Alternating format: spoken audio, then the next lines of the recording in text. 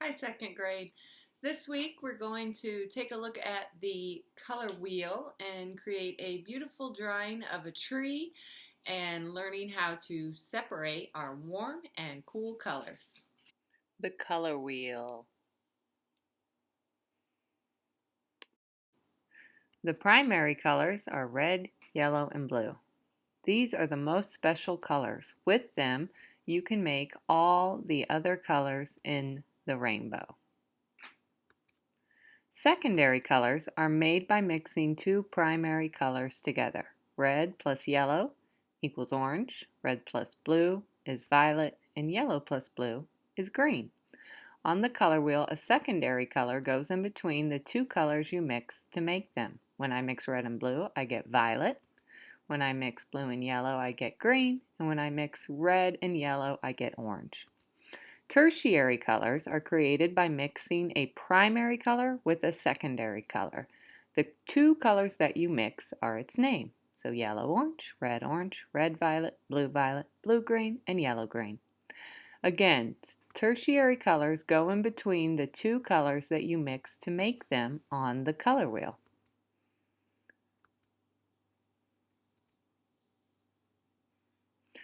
Our focus for this week will be warm and cool colors. Warm colors are made with reds, oranges, yellows, or a combination of these. Warm colors might make you think of sunlight or warmth.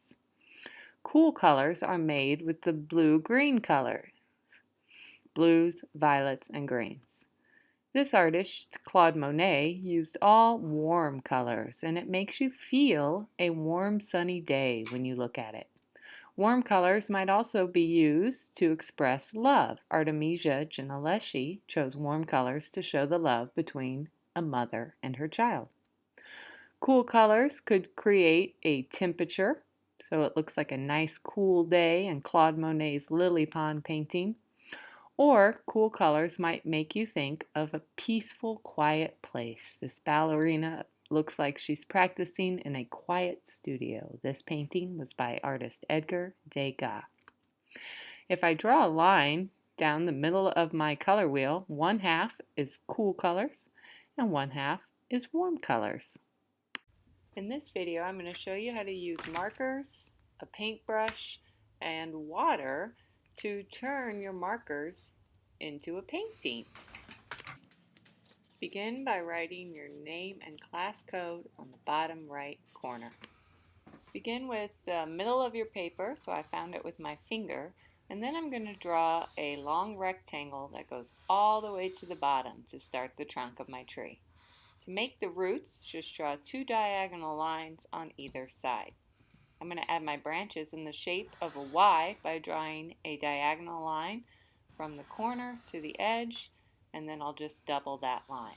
Same thing on the other side, go from the corner to the edge. Now just continue adding more lines, always doubling them to make nice thick branches for your tree. I start off by going to the edge of my paper or by going to another branch. I notice that this branch looks too thick at the end, so I'm going to turn it into two branches. You don't have to do this. This was just because of a mistake that I made, and I didn't like the way it looked.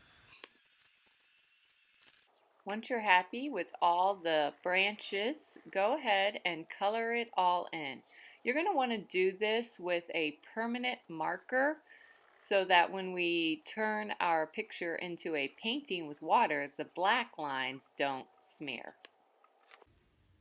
To make this into a painting, I'm going to use washable markers, a paintbrush, and a cup of water. The next step will be to add the colors. Choose either warm or cool colors for the sky, and then warm or cool for the ground. So if I choose warm colors for the sky, I'm going to do cool colors for the ground. If I choose only cool colors for the sky, I'm going to do warm colors on the ground. First, I'm dividing up my ground into some different sections so I can use more than one color. Remember, you can color your picture with anything that you have. If you only have crayons, that's fine. I have some permanent colored markers, so I'm going to use those just to add some extra details to the bottom, some different textures. You don't have to do this step. I just thought it made my tree look nice. Now I'm ready to begin adding color to my sky. I'm going to use warm colors and my washable markers. I'm going to fill in each section by tracing the outside only with my marker, making sure to get all sides. Notice I use the big flat side of my marker instead of the point so that I get a nice thick line as I fill in each of these sections. When I finish the sky, I'm moving on to the ground. Now I need the opposite, the cool colors. Time for my favorite part, turning my markers into paint. Use a paintbrush and a cup of water and begin by getting the area with marker on it wet, and then use your brush to blend and spread the colors around. Once you've finished your drawing, click the link in the description to submit it to the Google Doc. This project is due on May 8th.